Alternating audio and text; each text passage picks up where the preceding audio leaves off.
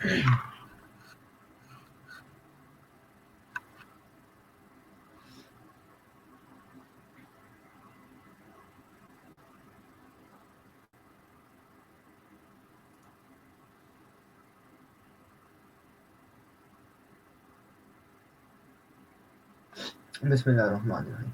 अस्सलाम वालेकुम बच्चों। जो आज हम अपना बायोलॉजी का पहला सेशन शुरू करने जा रहे हैं, ठीक है, फर्स्ट ईयर का। अब इसका जो पहला चैप्टर है उसका उन्होंने नाम ही रखा है इंट्रोडक्शन, ठीक है।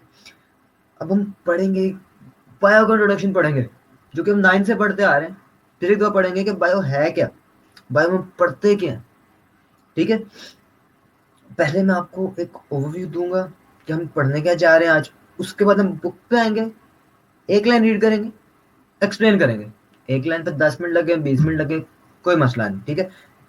अच्छी तरह एक्सप्लेन करेंगे, समझेंगे, कॉन्सेप्ट देखेंगे, उस लिहाज से बारी बारी ना चलेंगे हम लोग। अच्छा बच्चों, शुरू करते हैं। इंट्रोडक्शन, बायोलॉजी क्या है। 9th में हम वो एक डेफिनेशन पढ़ते आते थे कि the word bio means life and logos mean logic and reasoning is known as biology. बात तो वही है, पर हम अभी थोड़ा डिफरेंट तरीके से। असल में बायोलॉजी क्या है? Biology is the study of living organisms. अच्छा, मेरा आपसे एक सवाल है कि क्या बायोलॉजी सिर्फ जिंदा चीजों की स्टडी को कहते हैं?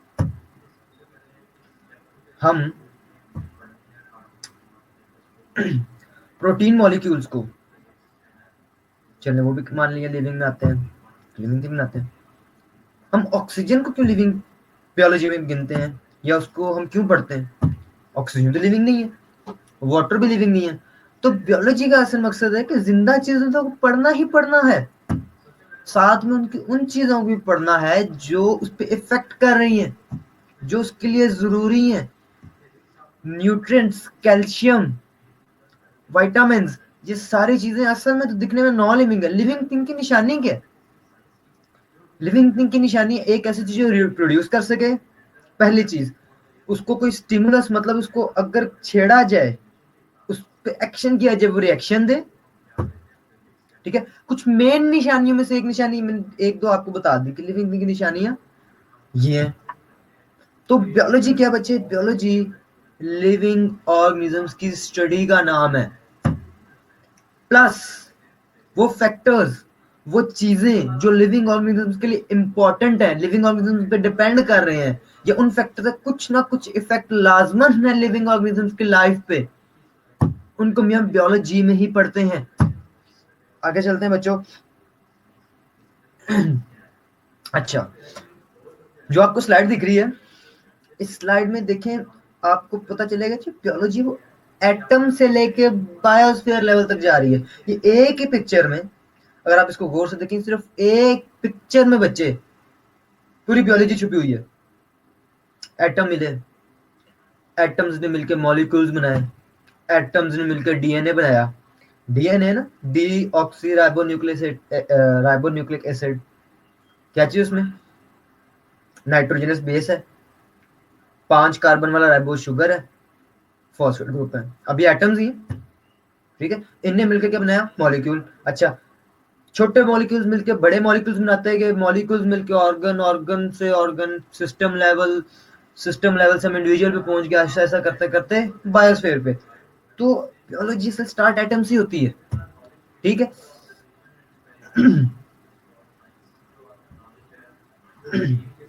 अच्छा, अब तो आगे हमें बुक में थोड़ा पहले हम चल रहे हैं, इसको रीड भी साथ साथ करते हैं। एक दो लेक्चर कंप्लीट हो रहे हैं, इसको वापस रीडिंग के साथ रिवीजन करेंगे, अच्छी एक्सप्लेनेशन करेंगे।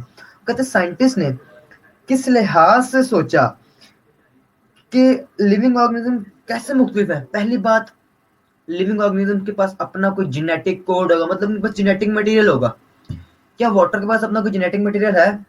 नहीं, ठीक है। क्या एक वॉल है, उसमें जो यूनिट है उनके पास अपना जेनेटिक मटेरियल है? नहीं। क्या उस वॉल में प्रेजेंट ईंटें, ब्रिक्स रिप्रोडक्शन कर सकती हैं? नहीं। वो अपने से प्रोड्यूस कर सकती हैं? और नहीं, ठीक है। क्या वॉल मूव कर सकती है? ये भी नहीं। तो कुछ ऐसे फैक्टर्स थे जिनकी बुनियाद पे साइंटिस्ट ने कहा कि लिविंग ऑर्गेनिज्म डिफ्रेंशिएट करते हैं नॉन लिविंग से। उसके अलावा उन्होंने कहा अगर लिविंग ऑर्गेनिज्म है उसको एनर्जी भी चाहिए, वॉल को एनर्जी तो नहीं चाहिए, सर्दी है गर्मी है वॉल को फर्क नहीं पड़ता, एक दीवार है उसको तो कोई फर्क नहीं पड़ रहा, ठीक है। जबकि इंसान है जानवर उसको फर्क पड़ेगा, ठीक है। सर्दी है गर्म कपड़े पहनते हैं, ब्लैंकेट्स निकालते हैं, गर्मी है एसी का इस्तेमाल करते हैं। तो ये according to the need organism respond करता है अपने एनवायरनमेंट को, ये स्टिमुलस है जिसको हम रिस्पॉन्ड कर रहे हैं। मजीद आगे चलते हैं बच्चों। अब वो कहते हैं इसकी ब्रांचेस की तरफ चलते हैं। कहता है कि कुछ ब्रांचेस तो हम पहले भी पढ़ के आ रहे हैं 9th से ही, ठीक है, कि एनाटॉमी क्या है। इंटरनल स्ट्रक्चर्स की स्टडी को हम एनाटॉमी कहते हैं। मॉर्फोलॉजी की जो बाहर से स्ट्रक्चर, ये हाथ, नोज, फेस, ये हमें दिख रहा है, फिजिकली दिख रहा है, इसकी स्टडी को कहते हैं मॉर्फोलॉजी। अब इंटरनल स्ट्रक्चर्स की तरफ जाएं, किडनी, हार्ट, लंग्स, इनकी जब कोई बंदा स्टडी करता है इंटरनली, इसको हम कहते हैं एनाटॉमी, या फिर इसको इंटरनल मॉर्फोलॉजी के नाम से भी जाना जाता है। अब हम आते हैं उन ब्रांचेस की तरफ जो हमारी बुक में है, ठीक है। बाकी मॉलिक्यूलर बायोलॉजी, मॉलिक्यूलर बायोलॉजी क्या चीज है बच्चे? वो कहता है molecular biology is the branch of biology that deals with the structure of organisms, the cells and organelles at molecular level. ठीक है बच्चे, अब देखिए मॉलिक्यूलर बायोलॉजी। वो कहता है बायोलॉजी की ऐसी ब्रांच जो किसी भी ऑर्गेनेल को पढ़ेंगे हम उसमें, किसी भी ऑर्गन सिस्टम लेवल को पढ़ेंगे हम उसमें, किसी भी ऑर्गेनिज्म के ऑर्गन को, उसके ऑर्गन सिस्टम लेवल को पढ़ना, और किस लेवल पर जाके पढ़ना है, उसके मॉलिक्यूलर लेवल पे। फॉर एग्जांपल मैं आपको कहता हूं अमाइनो एसिड्स, हम मैट्रिक केमिस्ट्री में भी थोड़ा सा पढ़ता है ये। अमाइनो एसिड्स मिलते के क्या बनाया? प्रोटीन। प्रोटीन में एंजाइम्स, एंजाइम्स के कैरेक्टरिस्टिक पढ़ते थे। एंजाइम की कैरेक्टरिस्टिक क्या है? They are protein in nature. तो प्रोटीन एक मैक्रो मॉलिक्यूल है, बड़ा मॉलिक्यूल है, बना किसी छोटे मॉलिक्यूल से मिलके। जब हम किसी ऑर्गेनेल के इस लेवल पर जाकर स्टडी करेंगे उसको हम कहेंगे मॉलिक्यूलर बायोलॉजी। हमारा स्टमक है, हमारे स्टमक की सारी लाइनिंग प्रोटीन की बनी हुई है, हमारे मसल सारे प्रोटीन के बने हुए हैं। जब हम एक मसल को स्टडी करेंगे और किस लेवल पे जाके, उसके मॉलिक्यूलर लेवल पे जाके, ये अमीनो एसिड्स मिली, प्रोटीन बना, प्रोटीन मिले तो इसने टिश्यू बनाया, टिश्यू मिले तो उसने ऑर्गन बनाया, ठीक है। और करते करते हम इंडिविजुअल लेवल तक पहुंच जाएंगे। तो जो हम मॉलिक्यूलर लेवल पे चीज डिस्कस कर रहे हैं उसको हम कहेंगे मॉलिक्यूलर बायोलॉजी। किसी भी ऑर्गेनिज्म के ऑर्गेनेल्स को उसके मॉलिक्यूलर लेवल पे डिस्कस करना मॉलिक्यूलर बायोलॉजी कहलाता है। नेक्स्ट चलते हैं बच्चे। इसके बाद आती है एनवायरमेंटल बायोलॉजी। वो कहता है environmental biology is the study of organisms in relation to their environment। असल में इसमें पता ही देकर देखें, हम इसमें असल में देखते हैं लिविंग ऑर्गेनिजम्स का लिविंग ऑर्गेनिज्म के साथ इंटरेक्शन कैसा है, कैसा बिहेवियर है, ठीक है। लिविंग ऑर्गेनिजम्स का लिविंग ऑर्गेनिजम्स के साथ इंटरेक्शन प्लस लिविंग ऑर्गेनिजम्स का नॉन लिविंग फैक्टर्स के साथ, जिसको कहते हैं एबायोटिक फैक्टर्स। बायोटिक फैक्टर्स क्या है? जो लिविंग फैक्टर्स है।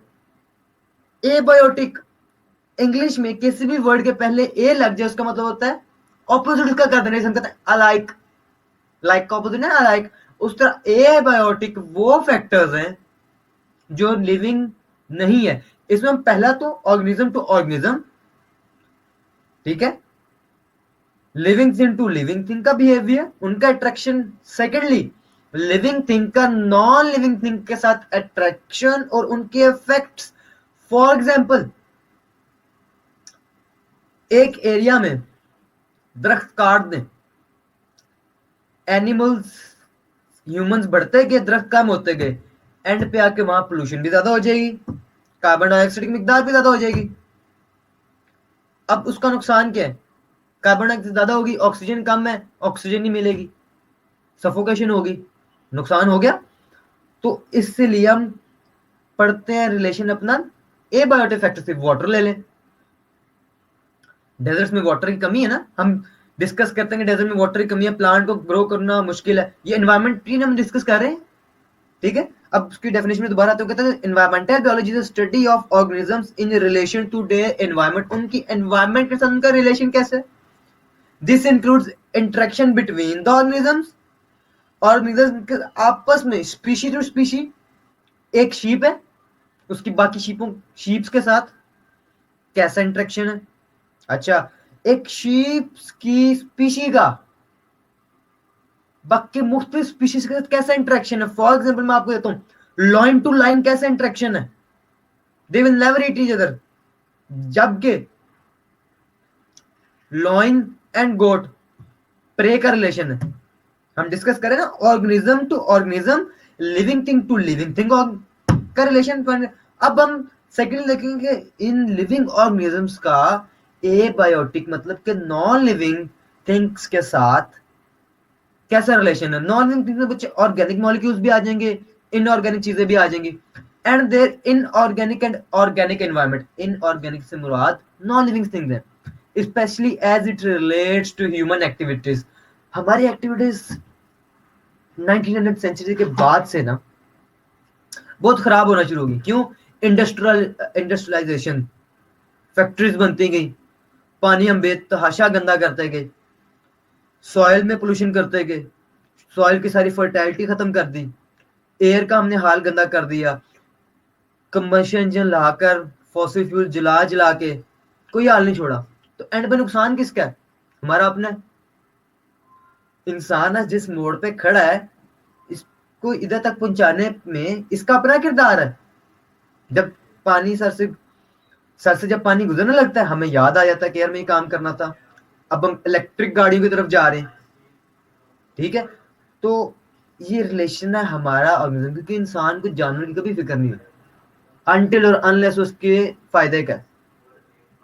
बकरियां मरना शुरू होंगी, इंसान करेगा डिस्कस, उसका फायदा है, उसको वहां से मीट चाहिए, ठीक है, बाकी उसे नहीं होगा। तो रिगार्डिंग ह्यूमन एक्टिविटीज का क्या असर है मेनली एनवायरनमेंट पे, और उस एनवायरनमेंट का इन रिवर्स, इन रिएक्शन ह्यूमंस पे क्या फिर इफेक्ट पड़ता है, ये आएगा बच्चे एनवायरमेंटल बायोलॉजी में। माइक्रोबियोलॉजी, माइक्रोबियोलॉजी नाम से भी क्लियर है। माइक्रोबियोलॉजी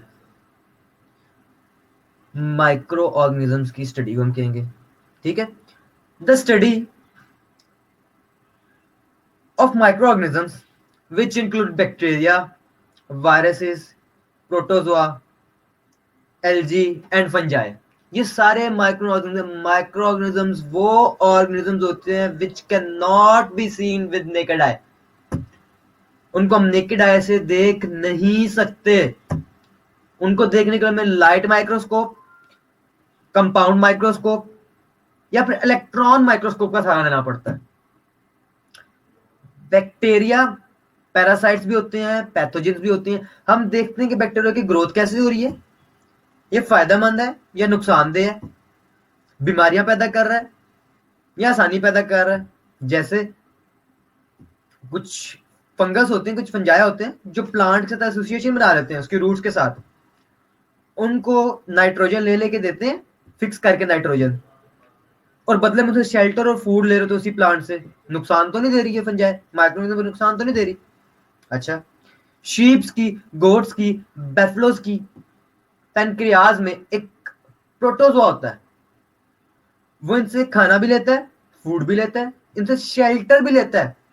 बदले में इनको सेलुलेज, जिसकी प्लांट सेल वॉल बनी होती है इस मटेरियल की, सेलुलेज की, वो ब्रेक करके देता है, जो कि इंसानों में नहीं है। तो देखिए, फूड लिया, शेल्टर लिया, बदले में तो फायदा पहुंचाया ना। तो ऐसे रिलेशन को, ये पैरासिटिक तो नहीं है। पैरासिटिक तो वो है जो फूड भी ले,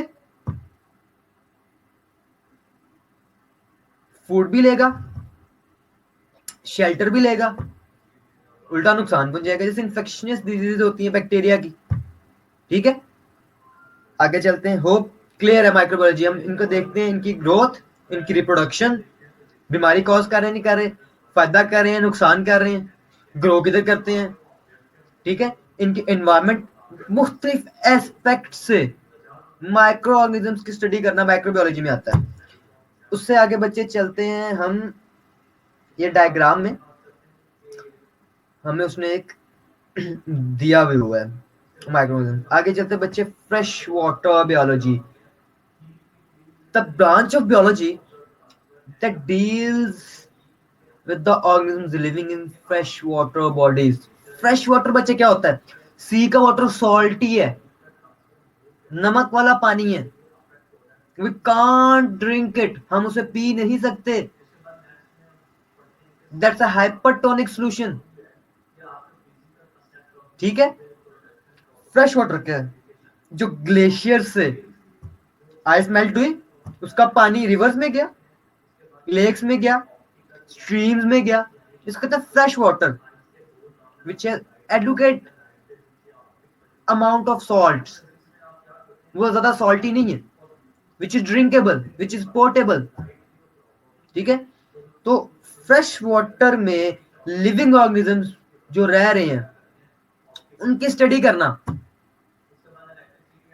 फ्रेश वाटर बायोलॉजी कहलाता है। फॉर एग्जाम्पल ऑर्गेनिजम्स, फिशेज रह रही होंगी रिवर्स में, लेक्स में, जो कि वैसे हमने रिवर्स अपने इस काबिल छोड़े नहीं, आजकल फार्मिंग करें फिशेज की। उसके बाद लेक्स में, and physical and chemical parameters of this water bodies, उनका हम पीएच देखेंगे। उनका पीएच तो नहीं हम खराब करें, एसिड, एसिड कैसे? हमारी फैक्ट्रीज का जो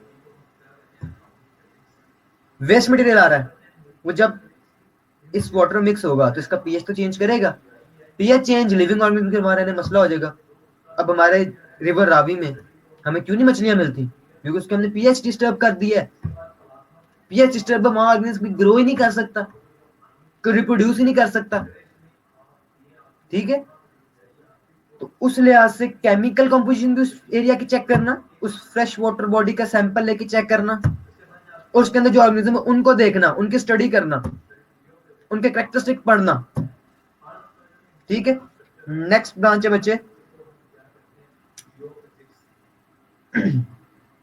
marine biology.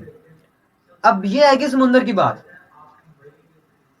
This is the study of life in seas and oceans, salty water में environment, whales, fishes, turtle, starfish, jellyfish, electric eel, dolphin, जितने भी मैरीन लाइफ है इन सीज, इन ओशंस, उनको जब हम स्टडी करेंगे, कैरेक्टरिस्टिक स्टडी करेंगे, उनका हैबिटेट स्टडी करेंगे, उनका वे ऑफ लिविंग स्टडी करेंगे, उनका वे ऑफ रिप्रोडक्शन स्टडी करेंगे। ये सब चीजें किसमें आएंगी? मैरीन बायोलॉजी में। कहता है this is a study of life in seas and oceans, this includes the study of marine life. उस ओशन, उस सी के अंदर जितनी भी लाइफ है, ख्वाह वो प्लांट्स क्यों ना हो, अंडर वाटर प्लांट्स होते हैं, ग्रो करते हैं, एक्वेटिक प्लांट्स इनको हम कहते हैं, उनकी भी स्टडी इसी में इंक्लूड होगी। And the physical and chemical characteristic of sea. लेकिन फिजिकल केमिकल कैरेक्टरिस्टिक हम कैसे? फिजिकल कैरेक्टरिस्टिक क्या? उसकी डेप्थ कितनी है, उसकी हाइट कितनी है, उसमें सनशाइन किस लेवल तक पहुंच रही है, वो नीचे उसका बॉटम रॉकी है, प्लेन है, सैंडी है, केमिकल कंपोजिशन वाइज उसकी पीएच में बात आ जाएगी। ज्यादा सॉल्टी है, कम सॉल्टी है, कोई ऑयल टैंकर लीक कर गया सी में, ओशन में, वो ऑयल की लेयर जम जाएगी वाटर के ऊपर। वाटर के ऊपर जमने से ऑयल की लेयर क्या होगा? नीचे एयर पहुंच नहीं सकेगी, नीचे सनशाइन नहीं पहुंच सकेगी, नीचे जो एक्वेटिक लाइफ के प्लांट्स हैं वो फोटोसिंथेसिस नहीं कर सकेंगे। सर्कल तो वहां से शुरू होता है, तबाह कर देंगे मैरीन लाइफ को। ठीक है। उसके अलावा एक्स्ट्रा फिशिंग, ये भी चीज बर्बाद कर रही है हमारी मैरीन लाइफ को। नेक्स्ट चलते हैं बच्चे पैरासाइटोलॉजी। पैरासाइट्स कैसी होती हैं? ऐसी चीजें जो शेल्टर भी लें, खाना भी लें, और बदले में सिर्फ नुकसान ही नुकसान दे, कोई फायदा ना दे। The branch of biology, biology की वो branch which deals with the study of parasites, जो पैरासाइट्स की स्टडी से डील करती है। द स्ट्रक्चर, उनका स्ट्रक्चर कैसा है? जिसमें बैक्टीरिया के टाइप्स पढ़ते हैं, राउंड है, कोमा शेप है, बैसिलस स्पीशी है, रॉड शेप वाली स्पीशी है, विब्रो है, स्पाइरोकीटा कैसा है, जिनके टाइप्स के नाम, उनके स्ट्रक्चर के बुनियाद में उसकी टाइप्स बनाई हुई है।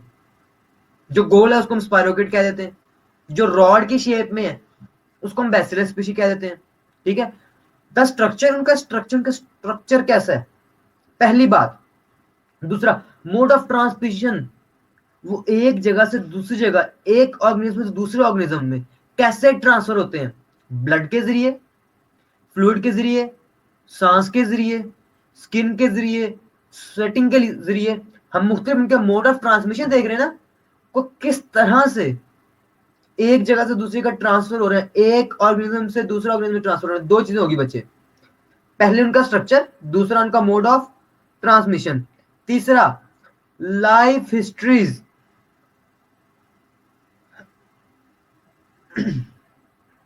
हिस्ट्री उनकी कैसी है, बदनामे माना तो नहीं है, मतलब क्या, हमें पता हो कि ये वाला तो पहले से बहुत बुरा इन्फेक्शन करता है, दवाई भी इस पे कोई असर नहीं करती, इसका इलाज भी बड़ा डिफिकल्ट है।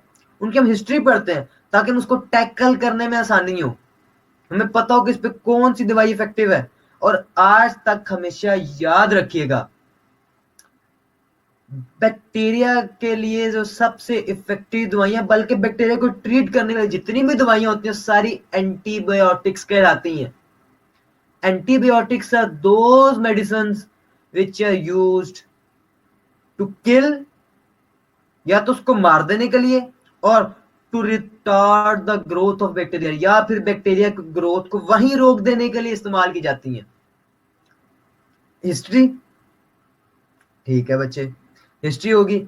एंड होस्ट, उसका होस्ट क्या है, कुछ ऐसे बैक्टीरिया है या कुछ ऐसे वायरस जिसे प्लांट को इफेक्ट कर सकते हैं, एनिमल्स को या ह्यूमंस को नहीं।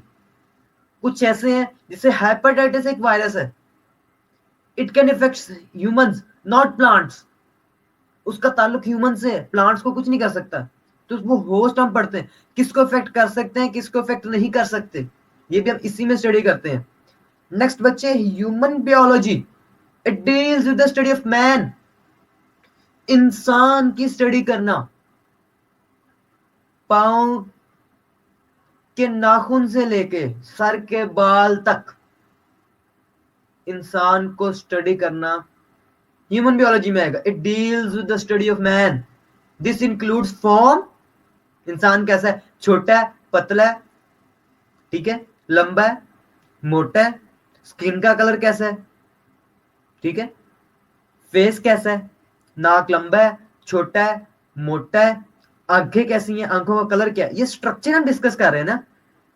सेकेंडली इसका फंक्शन, डिफरेंट ऑर्गन्स के फंक्शंस कैसे हैं, लंग्स का क्या फंक्शन है, हार्ट का क्या फंक्शन है, वोकल कॉर्ड्स का क्या फंक्शन है, स्टमक का क्या फंक्शन है, किडनी का क्या फंक्शन है, लिवर का क्या फंक्शन है, ये सारी चीजें हम डिस्कस कर रहे हैं। फिर हम साथ डिस्कस करेंगे लिवर का स्ट्रक्चर कैसा है, लंग्स का स्ट्रक्चर कैसा है, फिर हम ये भी देखेंगे पाए किस जगह जाते हैं। एक ह्यूमन बॉडी में लंग्स की लोकेशन क्या है, लिवर की लोकेशन क्या है, स्टमक की लोकेशन क्या है, पेनक्रियास की लोकेशन क्या है, स्ट्रक्चर भी पढ़ा, उनकी लोकेशन भी पढ़ी, उनका फंक्शन भी पढ़ा। Next, histology, study of tissues को हिस्टोलॉजी कहते हैं, इसको स्टडी ऑफ हिस्ट्री नहीं समझना। किसी भी ऑर्गन या ऑर्गन सिस्टम के टिश्यू के लेवल पे स्टडी करना हिस्टोलॉजी कहलाता है।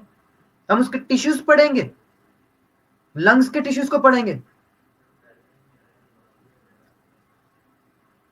लिवर के टिश्यूज को पढ़ेंगे, मसल्स के टिश्यूज को पढ़ेंगे, मॉर्फोलॉजी है। आगे था एनाटॉमी, ये हम जो आपसे पहले मैं चीज डिस्कस कर रहा था, ये एनाटॉमी ही है कि इंटरनल स्ट्रक्चर्स किस किस जगह पे उनका फंक्शन क्या है, इंटरनल स्ट्रक्चर की स्टडी को एनाटॉमी कहते हैं। मॉर्फोलॉजी, जो बाहर से हमें स्ट्रक्चर नजर आ रहे हैं, हाथ, लेग्स, नोज, ईयर्स, ये मॉर्फोलॉजी में आ जाएंगे। आगे जेनेटिक्स, जीन्स, उनके हम डिस्कस करेंगे, ठीक है, उसका डीएनए डिस्कस करेंगे। नेक्स्ट, सेल बायोलॉजी, सेल के लेवल पे स्टडी करेंगे। And ecological study, ecological study, एक इकोसिस्टम उसका क्या किरदार है, ठीक है बच्चे। उसके बाद है social biology, the branch of biology that deals with the study of social behavior and communal life of human beings. आपस में इंसानों का इंटरेक्शन, इंसान का अपने इकोसिस्टम के साथ जो इंटरेक्शन है, that deals with the study of social behaviour. इंसान एक सोशल एनिमल है, इंसान का सोशली बिहेवियर कैसा है वो डिस्कस कर रहा है. एंड कम्युनल लाइफ, कम्युनिटी में इंसान रहता है, कम्युनिटी, अकेला इंसान कभी नहीं रह सकता, कम्युनिटी बना के रहता है, उसकी जो स्टडी है वो इसमें डिस्कस करेंगे. लास्ट में बच्चे बायोटेक्नोलॉजी, बायो और टेक्नोलॉजी का मिक्सचर, टेक्नोलॉजी यूज करते हुए बायो की फील्ड में आसानियां पैदा करना. जैसे इंसुलिन पहले हम शीप के ब्रेन से लेते थे, अब हम बैक्टीरिया से लेते हैं, ज्यादा जल्दी, ज्यादा आसान, मिकदार में भी ज्यादा, और हमें सस्ता भी पड़ता है. It deals with the use of living organism, जिंदा चीजों का इस्तेमाल करना फायदे के लिए, खासकर इंसानों के फायदे के लिए. सिस्टम और processes in manufacturing and service industries, जो मैंने आपको इंसुलिन की एग्जांपल दे दी है. Hope you have got the lecture बच्चे. इंशाल्लाह बाकी लेक्चर कल आगे इससे कंटिन्यू करेंगे. ओके बच्चे, अल्लाह हाफिज.